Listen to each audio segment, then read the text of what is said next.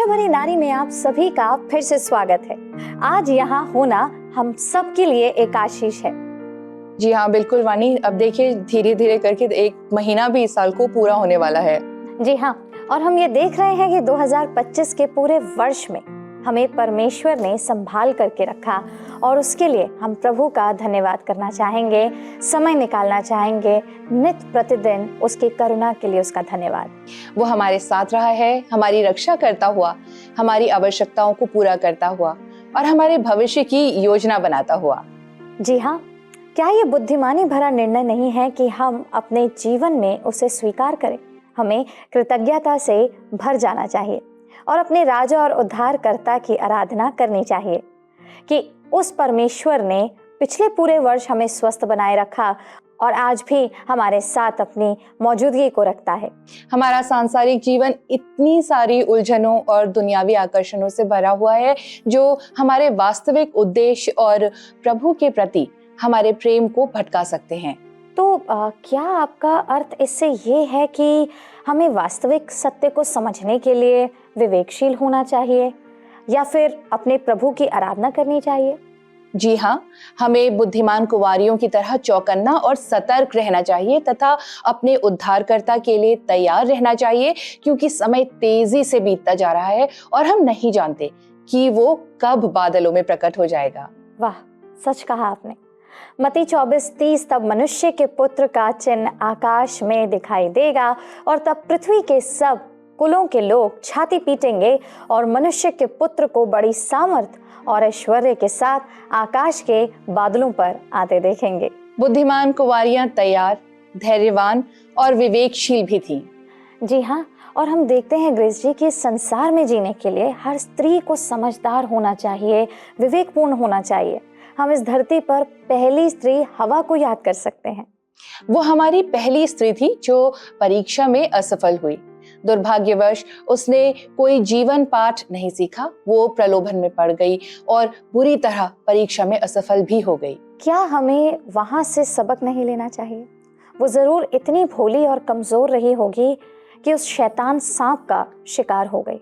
जी हाँ, यूहन्ना 10:10 जहाँ इस प्रकार लिखा है, चोर किसी और काम के लिए नहीं परंतु केवल चोरी करने और घात करने और नष्ट करने को आता है। मैं इसलिए आया कि वे जीवन पाएं और बहुतायत से पाएं।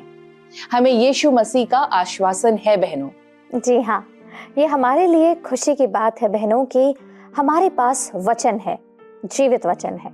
ये हमें सिखाता है और सुधारता है कि हम किन तरीकों से आसानी से फिसल सकते हैं, लड़खड़ा सकते हैं। हर दिन को पार करते जाना आपकी और मेरे लिए एक चुनौती हो सकती है बहनों। हम जिस भी दिशा में देखते हैं और जो भी निर्णय लेते हैं, हर जगह हमें भटकाव और फंदों का सामना करना पड़ सकता है। हमारे लिए पाप करना इतना आसान हो सकता है। अब प्रश्न ये उठता है कि हम इसका सामना कैसे करें? मुझे अक्सर अपने बचपन की शुरुआती अनुभव याद आते हैं वानी। मेरे माता पिता हमें बाइबल के पद कंठस्थ करने के लिए बहुत ही उत्साहित करते थे और हर वक्त तत्पर रहा करते थे। ये सलाह बहुत ज्यादा लाभदायक है ग्रेस जी, क्योंकि सच में मैं जानती हूँ कि ये सलाह और बुद्धि से भरा हुआ एक भंडार है। ये आपको चेतावनी देता है, आपको दोषी ठहराता है और आपको तैयार भी करता है ताकि आप जान सकें कि इस बड़े और विस्तृत संसार में आपके लिए क्या संचित है। इस संसार में लिए गए हर फैसले में खतरा और लालच तो होता ही है। जैसा कि वचन में लिखा है, तेरा वचन मेरे पैरों के लिए दीपक और मेरे मार्ग के लिए उजियाला है। ये बाइबल का वचन भजन 119-105 से है, जिसका मतलब है कि धार्मिक शिक्षाएं हमारी रोजमर्रा की जिंदगी के लिए मार्गदर्शन प्रदान करती हैं। वचन आगे कहता है, और मेरे मार्ग के लिए उजियाला है, जिसका अर्थ है कि परमेश्वर का वचन आत्मिक प्रकाश का स्रोत है जो विश्वासियों को कदम कदम पर मार्ग दिखाता है, तब भी जब दूर का भविष्य स्पष्ट दिखाई नहीं देता। जब हम आने वाले दिन के लिए खुद को तैयार करते हैं तो हमें इस पवित्र शास्त्र को मानना चाहिए। कोई और हमें उस तरह मार्गदर्शन और दिशा नहीं दे सकता है बहनों, जिस तरह की उसका वचन देता है। जब हम इस पर बात कर रहे थे तो मुझे वो गाना साफ साफ याद आ रहा है जो हमें बचपन में संडे स्कूल में सिखाया जाता था। खबरदार छोटे हाथ क्या करते, खबरदार छोटी आँख क्या देखती, क्योंकि तेरा बाप आसमान से नीचे देखता प्यार से, खबरदार छोटी आँख क्या देखती। वो गीत वास्तव में बचपन में मेरी आंखें खोल देने वाला ही था। भले ही मैं अपने माता पिता की अवज्ञा करती थी या झूठ बोलती थी, मुझे ऐसा महसूस होता था कि मैं पूरी तरह उत्तरदायी हूँ, ये जानते हुए कि मेरा उद्धारकर्ता ऊपर से मुझे देख रहा है। और उसके बाद वास्तव में क्या होता है? क्या हम उस बचपन की मासूमियत खो देने के बाद ध्यान केंद्रित करना खो देते हैं? इस दुनिया के प्रलोभन और भौतिक आकर्षण प्रचुर मात्रा में है। जिन मित्रों से हम मिलते हैं और जो जीवन शैली हम अपनाते हैं, वे सभी ऐसे फंदे हैं बहनों, जिनमें हम फंसते चले जाते हैं। हमें अपने और अपने परिवार की सुरक्षा के लिए आग की दीवार के लिए प्रार्थना करनी चाहिए। प्रार्थना के साथ विवेकशील होना हमारे दैनिक जीवन में हमारी मदद करता है। हमें कभी भी केवल अपने विचारों या आत्मविश्वास पर निर्भर नहीं होना चाहिए। यही वो समय है बहनों जब हम ठोकर खाते हैं और उस जाल में भी फंस जाते हैं जिसे शैतान हमारे लिए बुनता है। माताओं के रूप में हमें अपने परिवार, विशेषकर अपने बच्चों के लिए अंतराल में खड़े होकर प्रार्थना करनी चाहिए, क्योंकि वे स्कूल, विश्वविद्यालय और कार्यस्थलों में दूसरों के साथ मेलजोल रखते हैं। उन्हें अपनी आदतों और जीवन शैली, जिसे हम लाइफस्टाइल कहते हैं, में दूसरों से अलग होना चाहिए। मुझे दानियल की याद आती है कि कैसे उसने और उसके दोस्तों ने अपने धार्मिक जीवन से प्रभु का सम्मान करने के लिए खुद को शुद्ध और पवित्र रखा। इसके लिए बहुत त्याग और प्रतिबद्धता की आवश्यकता होती है दोस्तों। यह आसानी से नहीं होता है ना? प्रभु के लिए धार्मिक जीवन एक दैनिक दृढ़ चाल है जो पवित्रता से भरा होता है। बुद्धिमान कुंवारियां विवेकशील थीं।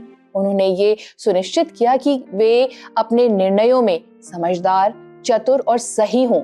उन्होंने कभी मदद या सामर्थ्य की तलाश नहीं की, जैसा कि उनकी दूसरी आधी यानी कि जो मूर्ख कुंवारियां थी उन्होंने किया। बिल्कुल सही कहा आपने। उन्होंने उनके दीपक में पर्याप्त तेल था यह सुनिश्चित किया। वे सभी पूरी तरह से तैयार थीं कि किसी भी अनपेक्षित समय में दूल्हे से मिलने के लिए वो तैयार रहें। वो ना तो घबरा गई थी और ना ही भ्रमित थी। उन्होंने बस प्रभु पर भरोसा किया और उनके मार्गदर्शन और निर्देशन की प्रतीक्षा की। आज कई महिलाएं हैं जो इन बुद्धिमान कुंवारियों के मार्ग का अनुसरण करती भी हैं।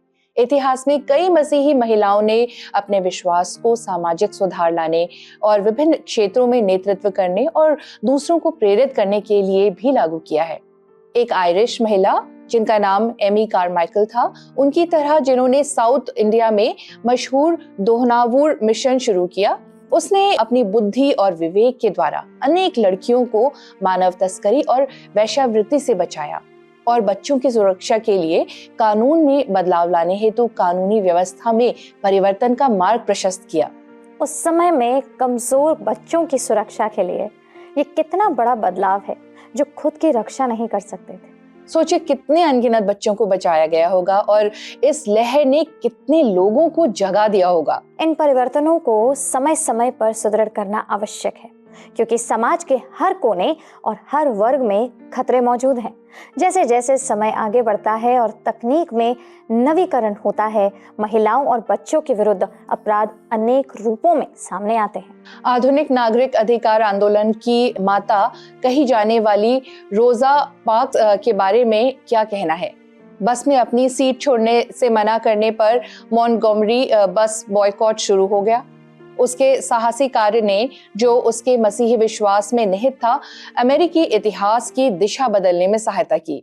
हमें ऐसे लोगों की आवश्यकता है दोस्तों, जो परमेश्वर की बुद्धि और मार्गदर्शन के साथ सही बात के लिए खड़े हों।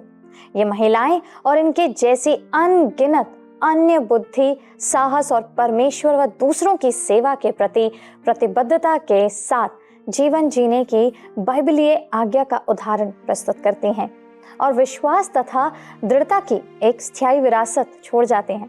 बहनों, ये महिलाएं निश्चित रूप से बाइबल में वर्णित शक्तिशाली महिलाओं से प्रेरित थीं। जी हाँ, इससे कौन इनकार कर सकता है। उन्हें अपनी हिम्मत और विश्वास बाइबल में हुई घटनाओं से मिला होगा। हमें ऐसे लोगों की आवश्यकता है जो परमेश्वर की बुद्धि और मार्गदर्शन के साथ सही बात के लिए खड़े हों। दोस्तों, ये महिलाएं और इनके जैसी अनगिनत अन्य बुद्धि, साहस और परमेश्वर व दूसरों की सेवा के प्रति प्रतिबद्धता के साथ जीवन जीने की बाइबलीय आज्ञा का उदाहरण प्रस्तुत करती हैं और विश्वास तथा दृढ़ता की एक स्थायी विरासत छोड़ जाती हैं। ये महिलाएं निश्चित रूप से बाइबल में वर्णित शक्तिशाली महिलाओं से प्रेरित थी। हाँ, इससे कौन इनकार कर सकता है। उन्हें अपनी हिम्मत और विश्वास बाइबल में हुई घटनाओं से मिला होगा। जी हाँ, हमारे पास ऐसी महिलाओं की एक कभी ना खत्म होने वाली सूची है, लिस्ट है, जिन्होंने मुश्किल हालात में भी अपनी हिम्मत और समझदारी साबित की है। उनमें से जो नाम तुरंत दिमाग में आते हैं वो है अबीगेल। एबिगेल दाऊद के साथ अपने कूटनीतिक हस्तक्षेप के लिए प्रसिद्ध थी। जब वो नाबाल की अवमानना के कारण उसके घराने पर आक्रमण करने के अभियान पर थी, अपनी बुद्धि, साहस और नम्रता का उपयोग करके एबिगेल ने रक्तपात को रोका और अपने परिवार को बचाया। वो नाबाल की पत्नी थी, है ना? हाँ, और उसके पति ने दाऊद के आदमियों की बेइज्जती की। दाऊद ने नाबाल के घराने को खत्म करने के लिए एक सेना इकट्ठी की। एबिगेल को एक नौकर से ये पता चला कि उसने अपने पति को बिना बताए जल्दी से खाने पीने का सामान इकट्ठा किया और दाऊद से मिलने चली गई। जी हाँ ग्रेस जी, और हम देखते हैं एबिगेल के इस समझदारी भरे दखल से बहुत सी जानें बच गईं। उसने दाऊद के सामने सिर झुकाया, अपने पति नाबाल की दुष्टता को माना और विनती की कि वो उसके घर वालों पर मेहरबान रहे। और जब उसके आसपास के लोगों की जान खतरे में पड़ गई तो अबीगेल उन्हें बचाने के लिए तुरंत आगे आई। उसने ये भी भविष्यवाणी की कि परमेश्वर दाऊद को राजा बनाएंगे और शांति के प्रतीक के तौर पर कई तोहफे चढ़ाएंगे। बाइबल में पहला शमूएल 25 उसके 3 में उसे बुद्धिमान और सुंदर बताया गया है, एक दुर्लभ गुणों का संगम। सचमुच सचमुच ऐसा ही है। कभी कभी ये प्रश्न उठता है दोस्तों कि क्या नाबाल ने उसकी बुद्धिमत्ता को पहचाना भी था? वो सुंदर थी, उसके सभी कामकाज को कुशलता से संभालती थी। उसे नाबाल और दाऊद दोनों के लिए एक प्रभावी सलाहकार के रूप में दर्शाया गया है। हाँ, यही कारण था कि नाबाल की मृत्यु के बाद दाऊद ने उसे अपनी पत्नी के रूप में चुना। यदि उसने अपनी नम्र विनती के द्वारा अपने पति के उतावले कदम को न रोका होता तो उसके पूरे घराने को भारी विपत्ति का सामना करना पड़ता। उसकी कुशल समझदारी भरी बातचीत ने दाऊद को नाबाल से बदला लेने से रोक दिया। यहाँ हम उसकी एक बड़ी तस्वीर को देखते हैं जिससे परमेश्वर के दखल देने की गुंजाइश बनी रही। उसके कार्य यही दर्शाते हैं कि कैसे परमेश्वर व्यक्तियों के माध्यम से परिस्थितियों की दिशा बदल सकता है और कठिन हालात में भी अपनी प्रतिज्ञाओं को पूरा करता है। उसे इस बात के उदाहरण के रूप में देखा जाता है कि कैसे संघर्ष और अन्याय से बुद्धि और अनुग्रह के साथ निपटा जाए। वो अपने घराने की भलाई के लिए स्वयं को नम्र कर देती है। प्रिय बहनों, क्या आप अबीगेल की तरह वर्तमान संकट से आगे बढ़कर बड़े चिन्ह को देख पाते हैं? क्या आप अपने कार्यस्थल और घर में होने वाले संघर्षों को पहचान कर अपने कौशल का उपयोग शांति और भलाई को बढ़ावा देने के लिए करते हैं? क्या आप अपनी निष्ठा सही तरीके से परमेश्वर के अधीन होकर दिखा रहे हैं? क्या वही आपका मार्गदर्शन का आधार है? क्या दूसरे लोग हमारे बारे में वैसा ही कह सकते हैं जैसा दाऊद ने एबिगेल से कहा था? पहला शमूएल उसका 25, 32, 33 में दाऊद ने एबिगेल से कहा, इज़राइल का परमेश्वर यहोवा धन्य है जिसने आज के दिन मुझसे भेंट करने के लिए तुझे भेजा है, और तेरा विवेक धन्य है और तू आप भी धन्य है कि तू ने मुझे आज के दिन खून करने और अपना पलटा आप लेने से रोक लिया है। जी हाँ, हमें अपने उद्धारकर्ता को प्रसन्न करने के लिए ईमानदारी और धर्मी जीवन जीने की अभिलाषा रखनी चाहिए। बाइबल हमारे लिए एक आदर्श स्थापित करती है बहनों। हमें कहीं और देखने की आवश्यकता नहीं है। परमेश्वर ने हमें अनुसरण करने के लिए मार्ग दिखा दिया है। यीशु ने पृथ्वी पर अपने जीवन काल में बुद्धिमान कुंवारियों जैसी सरल दृष्टांतों के माध्यम से सब कुछ समझाया है जिन पर हम चर्चा कर रहे हैं। शुरू में ये बस ऐसा लग सकता है कि ये हमारे उद्धारकर्ता से मिलने के लिए तैयार होने और उससे मिलने के लिए एक मंच तैयार कर रहा है। बिल्कुल, इस दृष्टांत में अनेक गहरे सिद्धांत छिपे हुए हैं। इनमें धैर्य के विषय में बात की गई है, जो अपनाने योग्य एक महत्वपूर्ण गुण है दोस्तों, और ये सभी गुण विवेकशीलता की मांग करते हैं, जिसके बिना अन्य गुण भी विफल हो सकते हैं। बहनों, बाइबल हमारे लिए एक आदर्श स्थापित करती है। हमें कहीं और देखने की आवश्यकता नहीं है। परमेश्वर ने हमें अनुसरण करने के लिए मार्ग दिखा दिया है। यीशु ने पृथ्वी पर अपने जीवन काल में बुद्धिमान कुमारियों जैसी सरल दृष्टांतों के माध्यम से सब कुछ समझाया है, जिन पर हम चर्चा कर रहे हैं।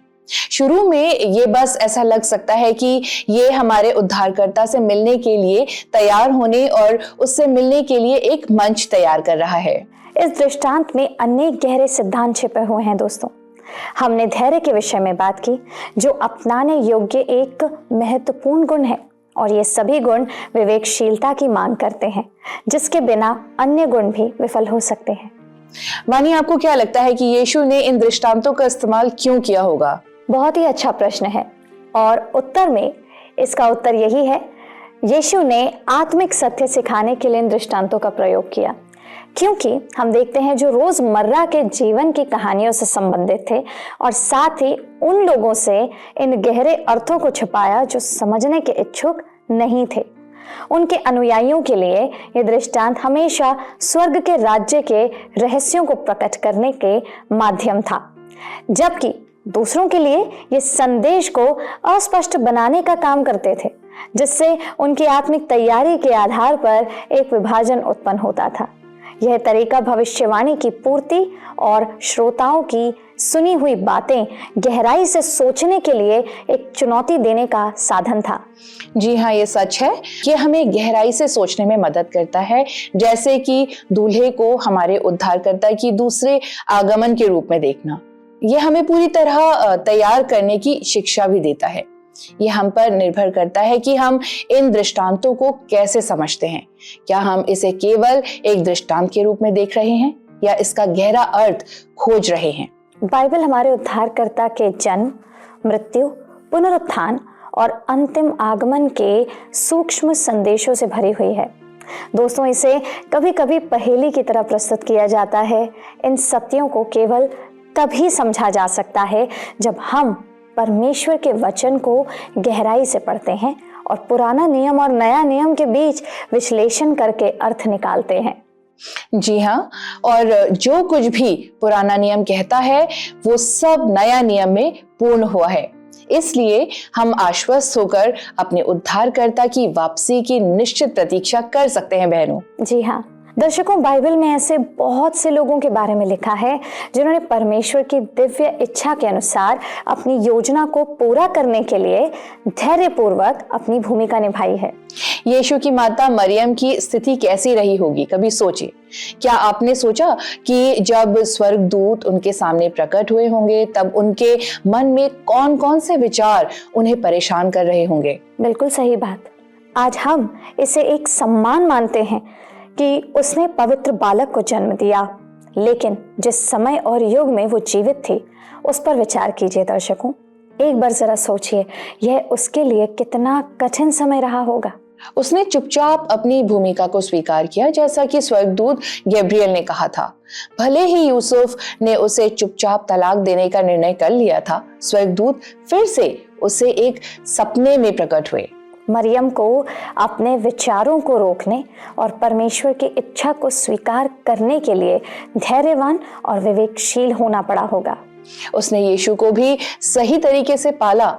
क्या आप जानती हैं कि उसने यीशु के चमत्कार पर भरोसा किया और काना के विवाह में यीशु से एक चमत्कार की अपेक्षा भी की? जी हाँ, यीशु कहते हैं, मेरा समय अभी नहीं आया, लेकिन वो एक बुद्धिमान माता के रूप में जानती थी।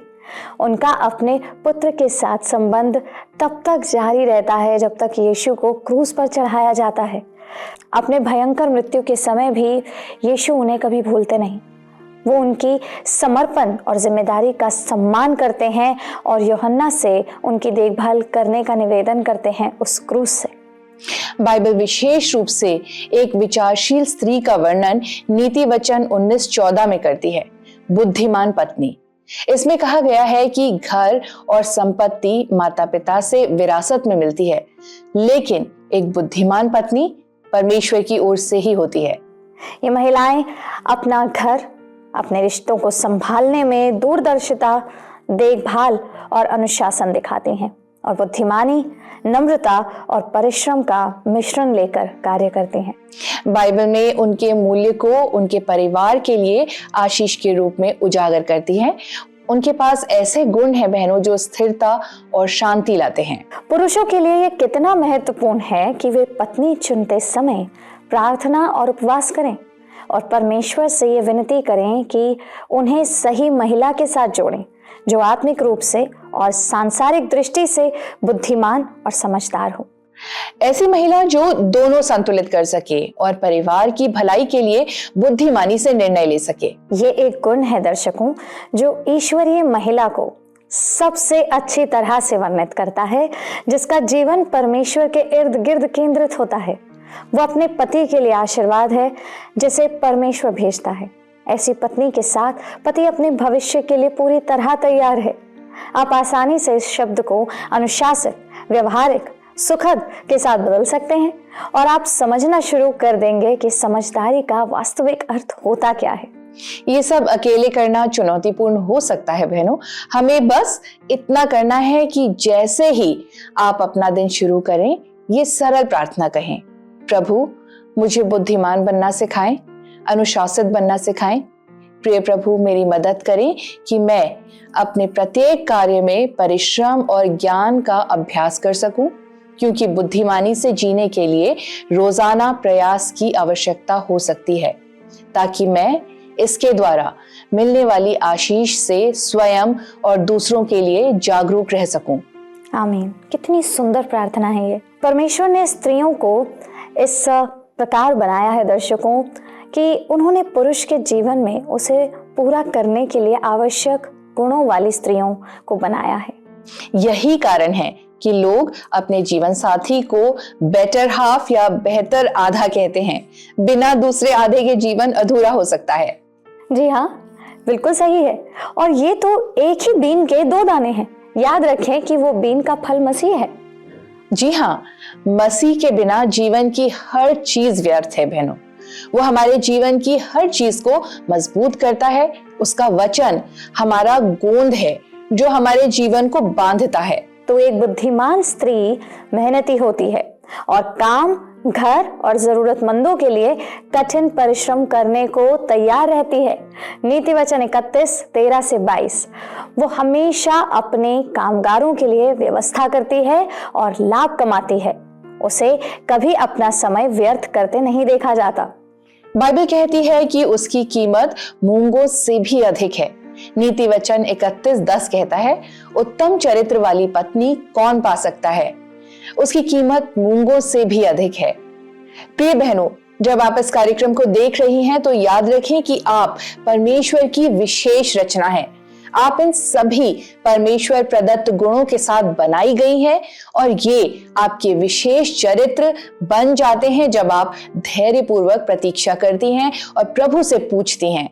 जी हाँ, वो आपको आशीष देगा और इन स्वर्गीय गुणों से सशक्त करेगा जो आपको दूसरों के लिए आशीष बनाएंगे। बहनों, वो सदा सावधान और समझदार रहती हैं, जैसा कि बाइबल कहती है नीति वचन 14:16 में, बुद्धिमान डर कर बुराई से हटता है परंतु मूर्ख ढीठ होकर निडर रहता है। याद रखिए कि यह पवित्र शास्त्र हमें दिखाता है कि विवेक यानी कि प्रूडेंस किसी भी तरह से कमजोरी का चिन्ह नहीं है। जो ये समझते हैं वो गलत हैं, ना ही ये निष्क्रियता है।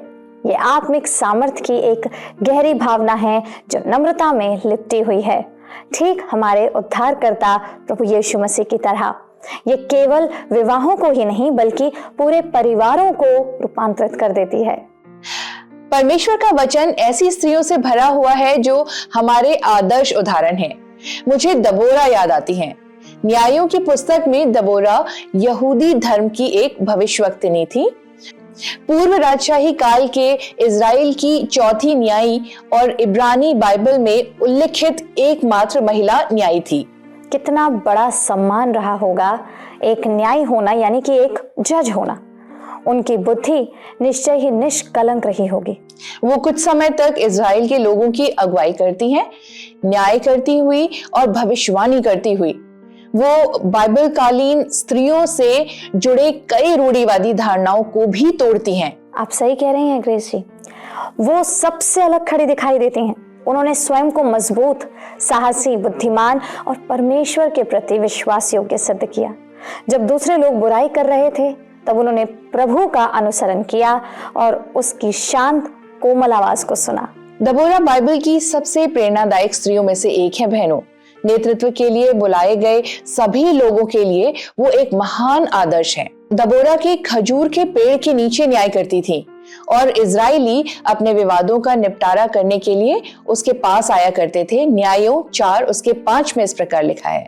वो इतनी साहसी थी कि बाराक को आदेश दे सकी और युद्ध का सामना किया, ये जानते हुए कि परमेश्वर उन्हें विजय देगा।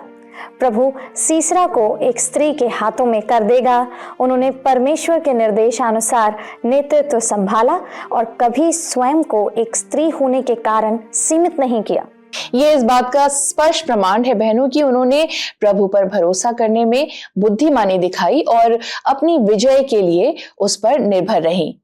यही बात थी जिसने उन्हें सम्मान दिलाया। एक भविष्यवक्ता होने के नाते उनका मुख्य कार्य लोगों को परमेश्वर की आज्ञा मानने के लिए प्रेरित करना था।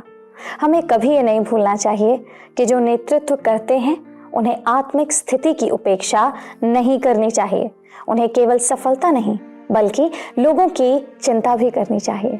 हमारी सारी उपलब्धियां और सफलता परमेश्वर के कारण ही है। अपने आप में हम कुछ भी नहीं कर सकते बहनों, बल्कि मैले चिथड़ों के समान है। हमें उन सभी वरदानों के लिए अपने परमेश्वर और उद्धारकर्ता को महिमा देनी चाहिए जो उसने हम स्त्रियों को दिए हैं, चाहे वो बुद्धि हो या विवेक। ये सब इसलिए है क्योंकि उसने ही हमें ये सब प्रदान किया है बहनों। आज के लिए दर्शकों बस इतना ही, लेकिन इससे पहले कि आज आपसे विदा लें, आज जो परमेश्वर ने विवेकशीलता के द्वारा हमसे बात की है उस पर जरूर स्मरण कीजिएगा, उस पर जरूर ध्यान दीजिएगा ताकि प्रभु के अनुसार हम चल सकें, आप चल सकें। प्रभु आप सबको आशीषित करे।